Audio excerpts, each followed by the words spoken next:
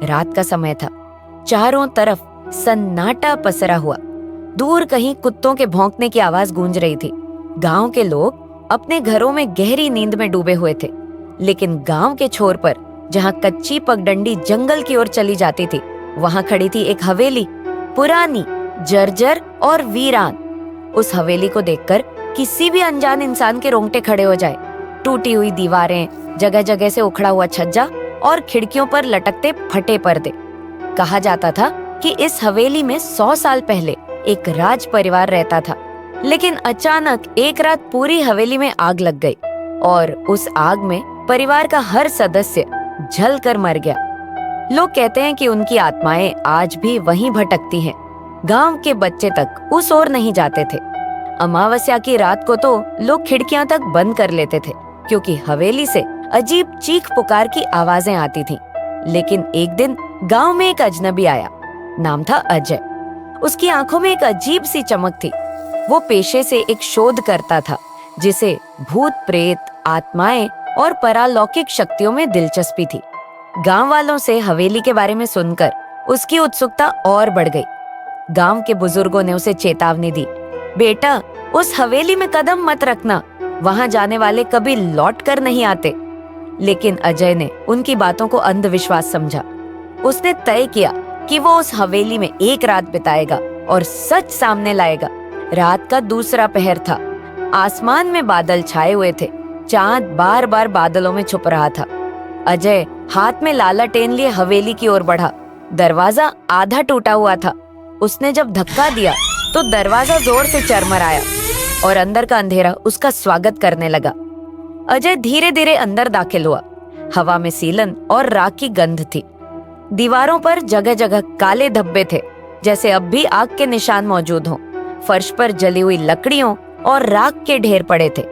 अजय लालटेन ऊपर उठाकर हर कोने को देख रहा था। तभी उसकी नजर पड़ी। सीढ़ियों पर गीले पैरों के निशान थे, लेकिन हवेली तो दशकों से वीरान थी। तो ये ताजे निशान किसके थे? उसका दिल तेजी से धड़कने लगा, लेकिन वो रुका नहीं। वो पैरों के निशानों का पीछा करते हुए ऊपर की मंजिल पर चढ़ गया। ऊपर पहुंचते ही उसे अचानक एक धीमी सिसकने की आवाज सुनाई दी, जैसे कोई औरत रो रही हो। वो आवाज हवेली के सबसे बड़े कमरे से आ रही थी। अजय धीरे धीरे उस ओर बढ़ा। कमरा आधा खुला हुआ था। जैसे ही उसने दरवाजा धक्का दिया, एक ठंडी हवा का झोंका उसके चेहरे से टकराया। कमरे के बीचों बीच एक टूटी हुई झूला कुर्सी रखी थी और वो अपने आप हिल रही थी। अजय की सांसें तेज हो गईं। वो सोच रहा था शायद ये हवा का असर है, लेकिन तभी झूला अचानक रुक गया। कमरे में सन्नाटा छा गया और फिर अजय ने महसूस किया कि कोई उसके ठीक पीछे खड़ा है। उसने हिम्मत जुटाकर पलट कर देखा, लेकिन वहां कोई नहीं था। फिर उसकी नजर दरवाजे पर गई। दरवाजे पर अब काले गीले हाथों के निशान उभर आए थे, जैसे किसी ने अभी अभी उन्हें वहां दबाया हो। अजय के हाथ कांपने लगे। उसने लालटेन कसकर पकड़ी। तभी पूरे कमरे में एक जबरदस्त चीख गूंज उठी। चीख इतनी तेज थी कि लालटेन उसके हाथ से गिर गई और बुझ गई।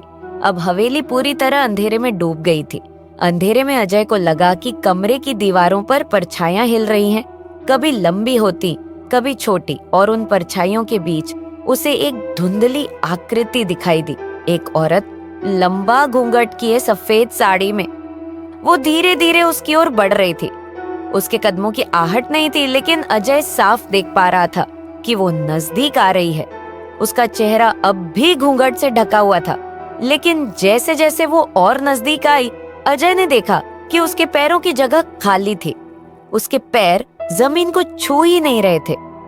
अजय के शरीर से पसीना बहने लगा। उसने पीछे हटने की कोशिश की, लेकिन उसके पैर जैसे जमीन से चिपक गए थे। औरत अब उसके बिल्कुल सामने आ चुकी थी। धीरे धीरे उसने अपना घूंघट हटाना शुरू किया और अजय चीख उठा।